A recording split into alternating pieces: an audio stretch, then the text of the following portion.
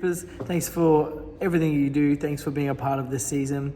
Before I get into the recaps and the highlights and everything, I just wanted to give you a bit of a rundown. So last year in 2021, we started this tournament. But before that, we had our second season, which saw Smiles on the bottom, followed by Goliath, Mycroft, Hot Wheels. So Goliath and Hot Wheels didn't play this season, but they played last season. Hatter, he won the first season with his Rangers, so he was fourth there. Third was Sheriff. Colossus was second, also not playing in season 3, but I won season 2 with my Rohan. So season 1 picked up by Hatter and his Rangers. Season 2 picked up by Fisherman and hit my Rohan, which was awesome. Season 3, here we go. We kicked off in November 18, 2021, and we had lots of plans to do special awards and prizes and everything, but as the season dragged on, I was hoping that 10 games would be 5 fortnights essentially, but it ended up being about 12 months, which is just crazy timeline. But essentially, I'll go through, we'll have a look at most of the armies, we'll have a look at the points at the end, and thanks everyone for being a part of it, and look forward to next season.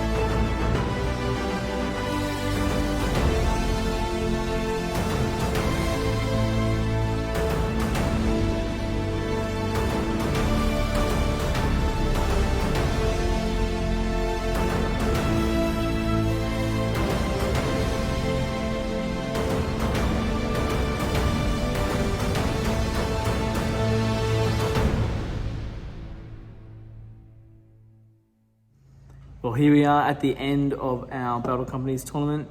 It's been over a year, I think. It's pretty crazy, or maybe a full year to finish off this bad boy. But basically, we wanted 10 rounds, and we wanted everyone to get a fair share of competition, versing at least no more than 2 games with any one person. And we thought, let's have a lot of fun. Let's try and paint up some new armies, paint up some new battle companies, and just really enjoy playing that. Before I get into my personal battle company, I had to do a bit of a recap about running a battle companies tournament. Battle companies is an awesome version of the game. Absolutely love it. I rate it so high. It's really, really fun to play, especially because it's just so unique and the scenarios are all different. Really, really fun. I love battle companies, and I love building up a small group of people and giving them all upgrades. The feedback or critique on it is that not all the companies are fully balanced, and not every faction or legion in the game really can be taken in battle companies, so you've got to pick and choose what you think's best. For example, I really wanted to run spiders only, and there's no real way to create a custom company, so if GW could create rules to creating custom companies, that would be another level, which I'd love. There's a couple of scenarios which don't super work well in a balanced way, in my opinion. Like Tame the Beast is one of them. It can be pretty easy just to control that beast towards your own army and just crush a cave troll. And early on in the piece, it's a bit harder, but later on, if you get Tame the Beast, it can just be broken. So sometimes we add extra trolls just for fun, just because, D6 when I've got spiders and stuff can be crazy. Anyway, that's another thing. A few other scenarios where you need lots of wargs or other factions. I love the idea, but sometimes it can be hard to manage. Nothing beats baggage train though. Coolest scenario ever. Just extra ponies, love it. So running the tournament itself, I really enjoyed. I think the first 4 rounds worked really well. We had everybody there and everybody was sort of up to date. After that, schedule gets pretty busy. Life gets sort of pretty full on. I think when we do Reaper Squadron and Battle Companies 4, we will use the custom community set of rules, but we'll also make sure that nobody moves on to a future round until the previous round is completely finished. So up to round 4, everybody was on track. After round 4, I think we had somebody else join. We had Sean join in around round 4, which was awesome. Loved having him there. But after that, we all started to spread out a little bit in terms of where our games sort of were. So yeah, that's my little bit of feedback. We'll make sure that we stay on track. I was able to manage up basically everyone's expansions reasonably well, but it's a lot cleaner and neater if you can get those expansions done in the right order. It didn't have an impact on this tournament, which is good. But yeah, it'll be a lot neater to run it properly next time. So for my battle company, I ran Dark Denizens and Mirkwood, and I really love Dark Denizens and Mirkwood. Awesome, cool faction, lots of fun. I love Strength 5. I only took it really because I wanted swift movement with 10-inch movement and the paralyzing webs. But that caused a lot of drama for me in terms of creating a battle company. So you should be able to see a little video of some of my spiders. Basically in the end I had like 4 Mirkwood spiders and then 2 bat swarms and 6 wargs.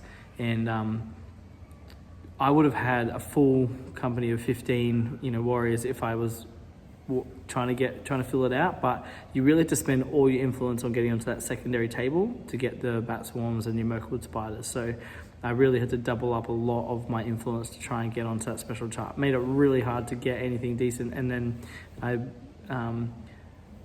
got almost no other influence for anything else in the battle company. It was only trying to get on the special chart, so a bit of a weakness there, I felt. But my rating was reasonably high the whole tournament, purely because when you spend all the influence and you get a 20-point model or a 35-point model, it just bumps you up. And then your heroes are doing all the killing. So my 2 big spider heroes they pretty much the only thing that really killed anything the whole tournament. So they were really beefy, like 80 points each with all that extra experience, got to roll on the chart a lot. But then all my warriors were still fight 2 nothings, fight 3 wargs. They're pretty useless for the majority of the tournament. But the 10-inch movement did help. I really loved the game itself. My highlight was in my last game being able to paralyze a troll and pretty much kill it in 1 turn, which is really, really awesome. Anytime paralyzed went off actually was a highlight for me. I would just spend my might to paralyze, even though it's like probably a complete waste, but I just wanted to get paralyzed off. The low light for me was I felt pretty annoyed when I only won 3 games in the season, and I felt I probably should have won about 7, but that's purely dice at the end of the day. When you lose 4 50-50 rolls at the end, something like that, it feels bad, but it also could just be my perception. I probably should have done a lot more in terms of protecting my squishier warriors, playing objectives more importantly. Oh, that's right. I really hate Infiltrate and Assassinate as a scenario. It just feels wrong. Something's got to be fixed about that. Anytime anyone plays it, it's like you can just get shot out of the game. So we changed a few rules to make it a bit fairer, but it just felt bad. But yeah, spiders, when they lose fights, they often just die being D3. So a low defense and a low fight army, even though really high strength, wasn't keen for me. I think if I did this company again, I would buy some Fight 4 for the army. I wouldn't need the second Bat Swarm. I thought it was important, but it really didn't help me in the 2 games that I had it. I would definitely focus on just more spiders.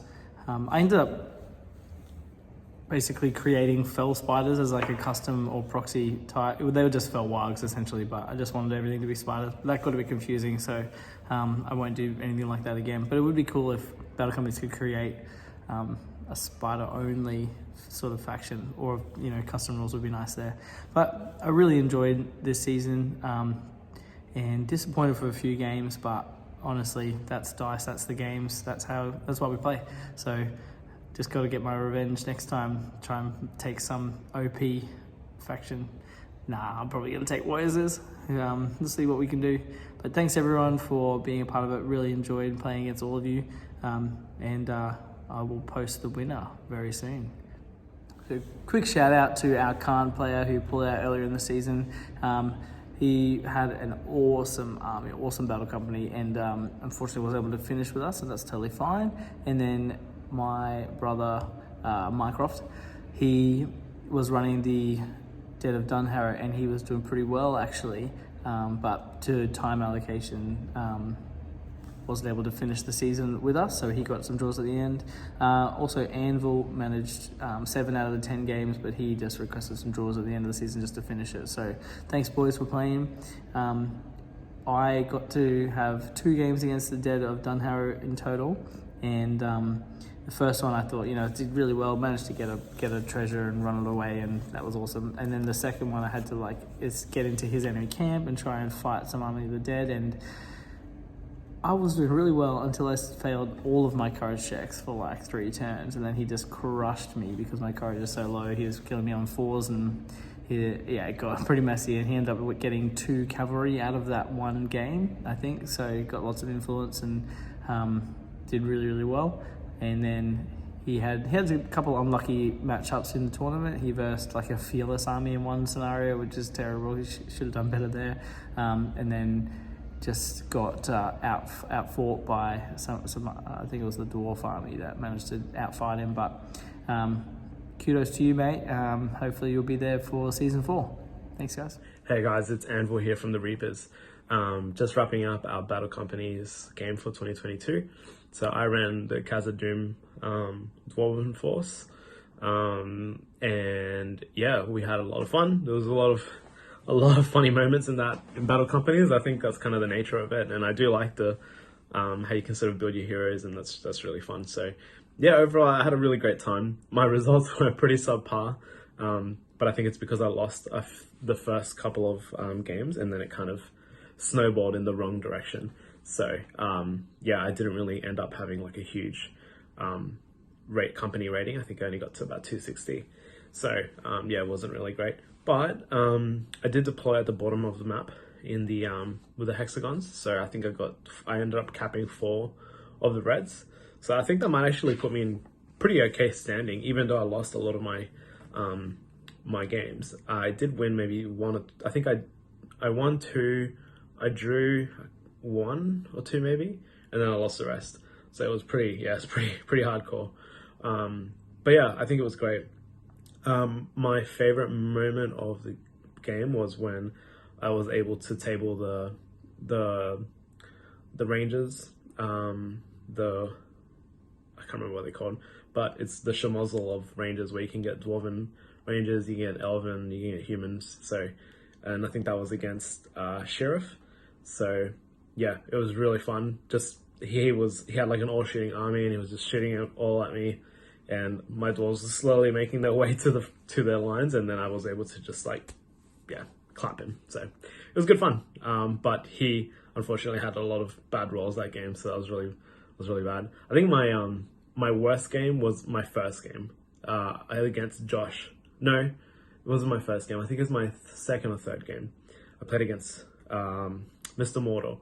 So he had wargs, and everyone's companies were still pretty fresh. So it was almost like the starting army. And yeah, his wargs just tore up my dwarves. It was awful. So yeah, but it came down to those last critical dice rolls. So that was really, yeah, it just sort of, once it swings that way, then it's kind of over, and then there's not much you can do. And I think we were playing an objective based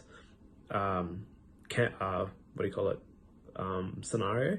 So it meant that he had 10-inch wargs, and I just had, my 5-inch dwarves, which really didn't get anywhere. So every time I tried to peel off a dwarf to get up to one of the objectives, he just sent a warg in, 1 or 2, chomped up my dwarf, and then went back to the main fight. And yeah, it was pretty brutal. But yeah, no, it was all fun. I think when I think about battle companies, I love the idea, and I love the fact that you can kind of build your own little force, and it's a good way to actually get into an army if you did like playing that particular army. But I think there's a lot of balancing issues, so it made it really tough to sort of come back if you're already on the back foot.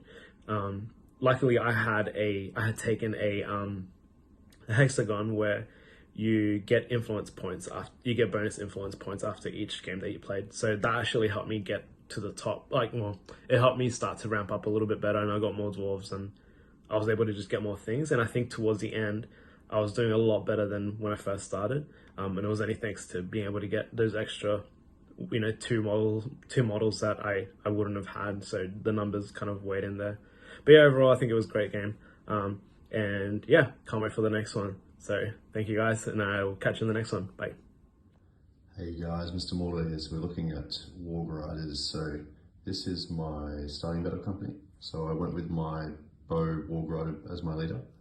I boldly went Path of the Night on all of my heroes except for my beast. And I made my other Wargarider here my leader. And during the campaign itself, we're going to ignore the unpainted models. They're definitely painted. That's just a glitch on the screen. My camera's not working at the moment. So this is what I added during the campaign itself. And I had 3 models die total, which is a bit unfortunate. I had no injuries, just deaths. So this is my current battle company. Did really quite well. My leader was quite beefy, ended on fight 5, 3 attacks. My little Kevin here, my hero Warg, ended on fight 5 as well, or fight something big and 3 attacks as well. And he's just very high courage. Other than that, a lot of throwing spears, a lot of charging. It was a lot of fun. We'll come back and I'll give a quick rundown on my highs and lows. Hey guys, we're back. So first of all, did really well with the Wargariders, which is very surprising. I didn't think that they did very well. So we actually went 8 wins, 1 draw, 1 loss. So it's hard to pick a highlight, but I think the highlight would have been 2 games against the Spiders. They went very to the wire. They were down to the last dice roll, but they were incredibly fun games. It came down to who could get the right courage roll off at the right time, and I got both of them. So, I mean, it's always good when you win, but it's great when you win against MJ. My low light would have been my draw. Very unfortunate game where I nearly tabled my opponent, didn't quite, but one of the only models that I lost happened to be my messenger in that scenario. So that drew the game, which was very frustrating. But other than that, I think the Wargariders did really well. They sort of lack a lot of, well, they're walks, so they sort of lack a lot, but what they just make up for that in mobility. They've got so much mobility, and in some scenarios, they're just not beatable. I could play around throwing spears, I could play around a lot of different things in different obviously the big bases is a bit of a letdown, but there's only so much you can do with that. I'd highly recommend them if you don't have them already. Use them as a battle company. They're really fun. And they're a great way to get into Mordor. So have a great night, guys. I hope you enjoy the videos and hope you watch a few of the games. Cheers. Hey up, Sean R here. So with the end of the Reapers Battle Companies campaign that's been going on for the past couple of months, I thought I'd just give a quick rundown of the highlights and lowlights of this campaign. I ran Balfain and the Lovemakers, which is a Warriors of Minas Tirith battle company. Had a lot of fun creating the models. I did a lot of converting for this battle company, which is something that I haven't really done too much of. But I think, in all honesty, that was probably my highlight, was just putting the time and effort into converting a bunch of these models. But in game, there were too many. Every game was absolutely incredible. Some really fun narrative moments went down. Honestly, I think my favorite moment was just throwing Duckbal, who we'll talk about in a minute or two.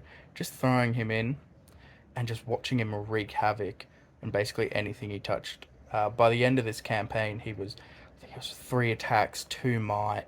He had Burley, I think it's called Devastating Blow or something, for the special rule.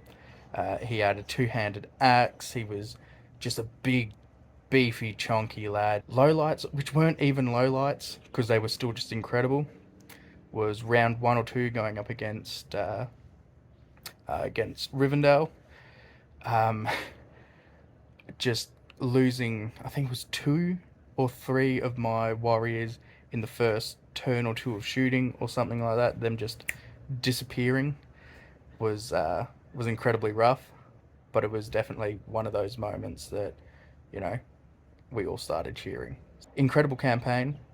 Shout out to the Reapers for letting me join in this campaign. Hopefully I can partake in the next. But for now, I'll show off my squad. First up, we have Balfain, the young, charismatic leader of this ragtag group known as Balfain and the Lovemakers. Running down Path of the General, he was a really inspiring leader and led his troops into combat and was no slouch himself. Yes, he might have been quite decked out in leadership abilities like courage buffs and being a banner and everything else, but he was able to get himself to strength 4 and was able to get a bit of might into him, so he was no slouch in combat. If you wanted to take him down to get any potential leader points and leader kills, it was going to be a tough ask. Next up, we have one of the sergeants, Duckbal, without a doubt my favourite character in this squad. He's the big brawler of the group, ended up getting himself burly with a two-handed axe. He was an absolute beast in combat, and I could without a doubt with full confidence throw him into an opponent and know that he was going to get the job done. There is a little bit of headcanon for me with him. Just when modelling him, for whatever reason, he looked incredibly short, but I did nothing to make that happen. I didn't clip his shins or anything. So he looked incredibly short. So throughout this campaign, we were trying to figure out his identity. Was a human, or was he a dwarf, say like a dwarf Erebor or something? And I think with him going up in strength and becoming burly and just becoming that big beefy brawler, he was without a doubt a dwarf. Next up is Aldesh as the second sergeant. I like to think of him as a Donatello from the Ninja Turtles. Incredibly smart, very strategic in everything that he did. He would run into combat, but he put a lot of thought into everything he did. He did his stuff with finesse. Next up is Leggoth and Luthard, archers in this group, who ended up becoming heroes in the making by the end of it. And they had a few cool specials that really buffed up their shooting. One of them got to shoot twice, one of them got to move full and still shoot. So they were really the sniping crew, and they would just perch themselves up on a high vantage point and just pop off as many models as they could. They were a lot of fun. Next up is Spar, who was able to get himself a horse, and so he became a high speed mobility that the army really, or the warband really needed.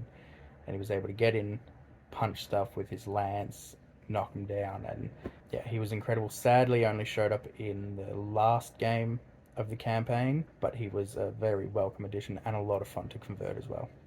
Next up, we have 3 troops. We've got Mothdan, the Ranger, crack shot bowman, absolutely incredible lad. We've got the former Citadel Guard, Alwyn, who was sent to the company to try and control them a little bit, because Balfain and Lovemakers got a little bit rowdy, went off in their far adventures out near the Sea of Rune. And then we've got Osbert, who was just a stock standard trooper ready to follow any orders that was given to him by Balfain or any of the sergeants. Finally, we have the 3 auxiliary units that joined this battle company when Balfain and the Lovemakers took over certain regions. So when they moved into Rune, they picked up a bowman in Duckbal, and they picked up a swordsman in Nihilist. So these were 2 really cool units, and I absolutely love Nihilist. He's absolutely incredible. And finally, the third one is my boy Dale, who just is a Dale warrior who just decided to come and join in. And for some reason, I decided to call him Dale. Just makes sense, doesn't it? Recap video for Battle Companies 2021/2022. I was playing Lake Town, as most of you may know. If you don't, it was it was a fun time. Some good moments, some bad moments, some good moments. I had one hero who absolutely cut sick in the first few games. I think he did like all of my wounds in the first 2 or 3 games. He was really starting to get, built up, when you get a good hero. And then he took an unlucky arrow wound, got lost in battle, which led to my least favourite moment in the campaign, which was when a certain someone playing a Gondor battle company pushed him up against a wall and shanked him to death and lost in battle. And I not only lost that hero, which was one of my sergeants, I lost a total of 9 models across the campaign. I lost a lot of models, and in fact, I lost every game.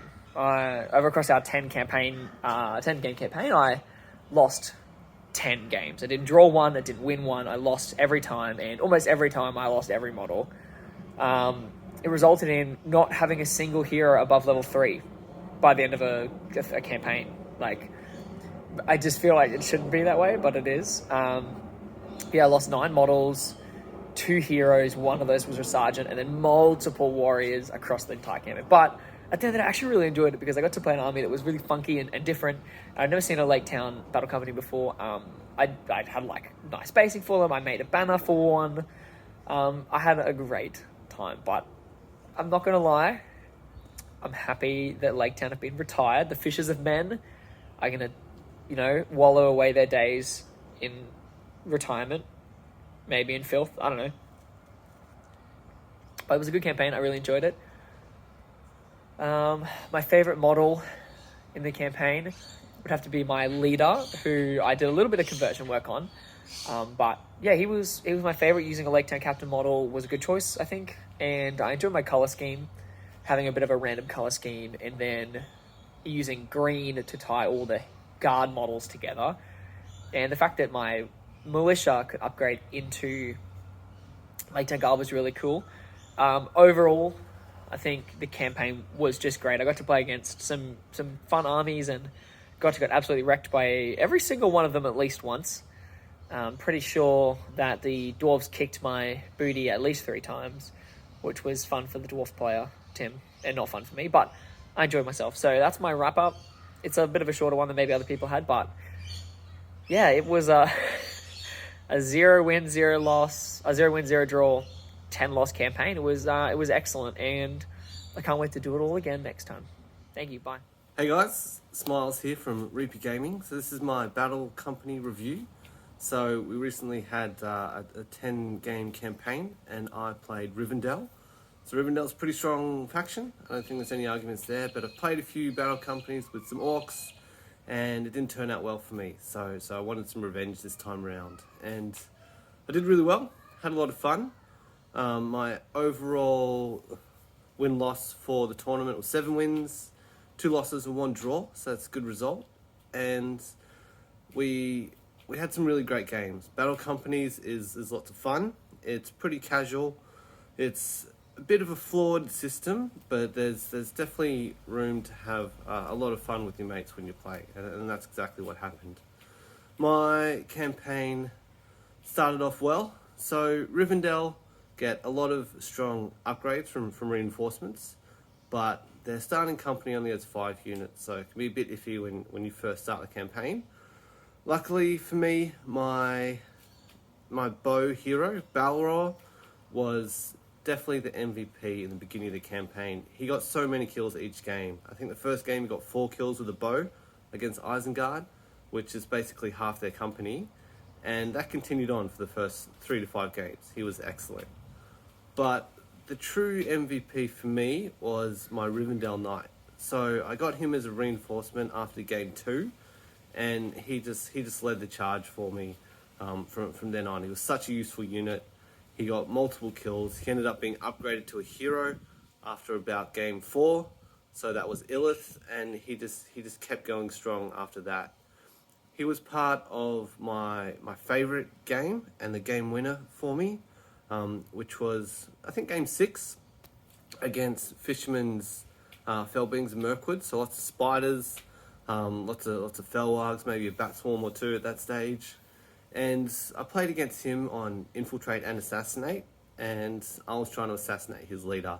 So it was a pretty good scenario for me. I was able to stand back and do a bit of shooting, pick off a few Fellwargs and spiders before he came at me. But in this scenario, his rating was a lot higher than mine. And my heroes at this stage, they never got an attack upgrade for the entire campaign. And that's like the best upgrade you can get. They kept getting like courage upgrades and defense upgrades, so they just weren't that strong, and it also meant that my rating was really low. So I had a bunch of rerolls. I was up against a force that was, seemed more powerful than mine, and I just had to kill his leader. That was my goal. He was enveloping me, and the last turn of the game, I got my knight into his leader, and I needed to do a wound. So I got in, I won the fight, I rolled my wound rolls, nothing. No wounds. And I thought that was the end of the game for me, because I was completely surrounded. He had to kill 50% of my force. I think it was only 1 or 2 models off. Like, he was going to get the charges off. There was nothing I could do. It was game over. And just before we went to the next turn, I remembered I've still got some rerolls. So I rerolled my wounds, got the 2 wounds I needed on his leader, got the win, and we moved on. So it was a really, really close game. I know Fisherman was salty about those rerolls, but they got me the win, and the knight got me the win as well. So that was a key moment in the campaign, and that was a great win for me. And they're the kind of games that you get with battle companies. I also had a really close one against Sean K's Lake Town, and his Lake Town was a bit of a disaster for the campaign. I don't think he won a game the entire campaign. His rating was miserable. Basically, he had all his points tied up in one epic hero, and then that hero ended up being permanently dead. So it was just a complete disaster for him. And at that point, I think I was like 6 wins and 1 loss, and I played against him, and he was smashing me. His Lake Town were just outnumbering my elves. I had no extra attacks, so they had all the dice, and it was just going completely against me. And eventually I did end up able to walk the objective off the board and got the win. But it's games like that make battle companies just a lot of fun. So there were some definite highlights. The low light for me was the second last game.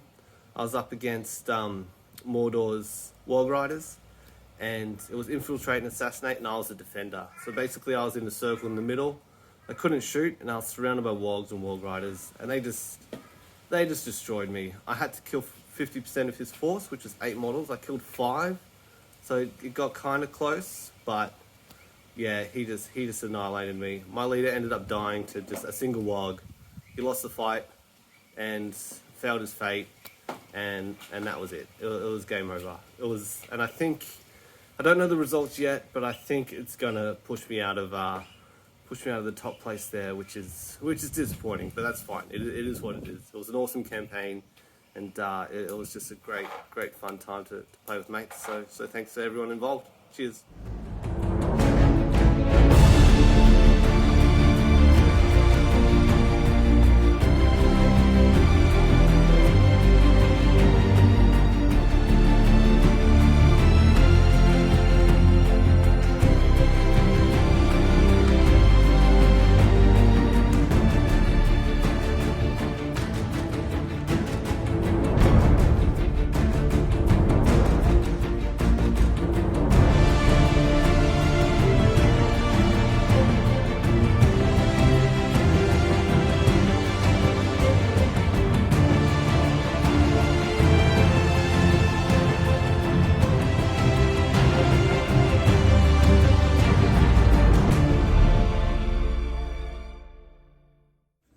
Reapers, points are in, final expansions are done, everything is all finished up, and what an awesome season. So pretty early on, I'll show you the 4 tables and maps that we had throughout the season. There's no map for round 6 because from round 6 to 10 are sort of all together. So, but basically the end of round 2, Rivendell was on top. They managed to get out a couple extra reds, and Darkton's Merkle was second with the Wargariders in third. So it was looking pretty good for me at the beginning. And then I didn't realize in the top corner, so useless rules for the spiders, like free weapon swaps and water stuff. And I was just like, oh, why did I go there? So definitely regretting going there when there was so many better places. But anyway, So Rivendell were in the lead early on. After round 4, we had we had Kaza Doom and Isengard on the bottom of the table, followed by Lake Town and then Den of Dunharrow, and then we had Minas Tirith coming in into that 4th round, and they were doing pretty well on 15 points. And then the top 3 again, Warg caught up to Dark Denizens, and so they were on 18 all, and then Rivendell on the lead on 23 points, so they were staying in the top. At the end of round 6, there was some fun things happening with the Wargs managing to take on Dark Denizens, and with their Grey Havens going down and stealing a couple of reds from them, which was cool. So Kaza Doom in round 6 were not touching anyone, so they didn't have to worry about their stuff being stolen, but only hadn't quite scored a win yet, and neither had Lake Down. So Lake Down lost to Minas Tirith and lost a red territory, and Kaza Doom managed to capture a couple down there, but Lake Town on 17, Kaza Doom on 14, Isengard on 19, tying with Den of Dunharrow on 19, who lost a red, but they still had 3 at the time, Den of Dunharrow. On 23 points, we had Minas Tirith. Isengard, as I said, were on 19 points. They were just coming into contact with some Wargs and pretty close to a couple other factions. Dark Denizens were on 20 points, losing a tile to the Wargs at that point. Was not fun. They sort of cut my forces in half, and I was by that point trapped by 3 other factions and couldn't go anywhere, so that was great. The Wargariders there on 25, the Minas Tirith guys on 23, so they had stolen a red off Lake Town and moving up the ladder. So 3rd place was Minas Tirith, 2nd place was Wargariders, and 1st place on 30 points with 5 reds in total was Rivendell. So Rivendell at this point leading the entire tournament from the beginning to the end of round 6. Between round 7, 8, 9, 10, we had lots and lots of changes in terms of positioning. I think we had like 5 tiles stolen in those, 5 or 6 tiles stolen by other people. But at the end of round 10, we had Kaza Doom controlling all of the Southlands, and they were doing pretty well. I'll do the points. I won't go based on the map, sorry, I'll do it based on points. So the end of round 10, in last place, it ended up being my Dark Denizens of Mirkwood. I had the highest rating in the lowest score, so that felt pretty bad. I had, another red stolen at the end there, and that was not ideal. But I finished on 19 points, so I only got the 3 wins in total, so yeah, too many draws for me. On 21 points, coming in second last, was Lake Town. Now, Lake Town didn't win a single game all tournament, and they still managed to come second last. That feels bad. so you didn't get a win, but you didn't get the wooden spoon, so well done. Coming in next on 25 points is a tie between Isengard and Den of Dunharrow. They just got squeezed out, not being able to really challenge the right people at the end there. So next season we'll have more opportunity to choose who you're going to be fighting against, essentially, rather than just getting the random luck of the draw. So coming in on 27 points is now Kaza Doom. So 27 points in 4th place, we have Kaza Doom, and yeah, they control the bottom of the table there, the bottom of the map there, which is really, really cool. I definitely had the bottom of the table, which is awesome. And then we have the top 3 places. So 2nd and 3rd ended up on 36 points apiece. So congratulations.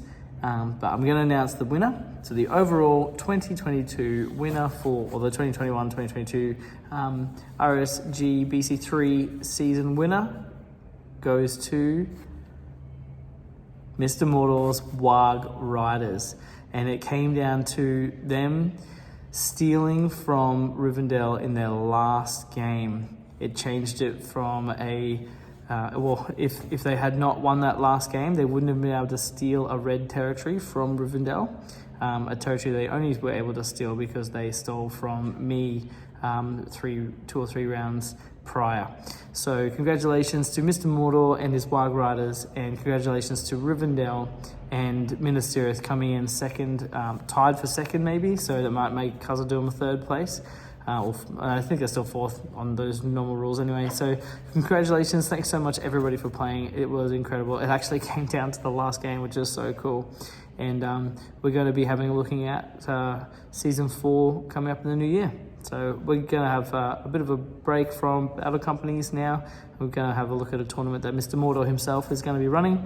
And it's going to be a lot of fun. But thanks so much, everyone. Thanks for painting. Thanks for creating objective markers and putting so much effort into some awesome armies. And I'll see you in the next tournament.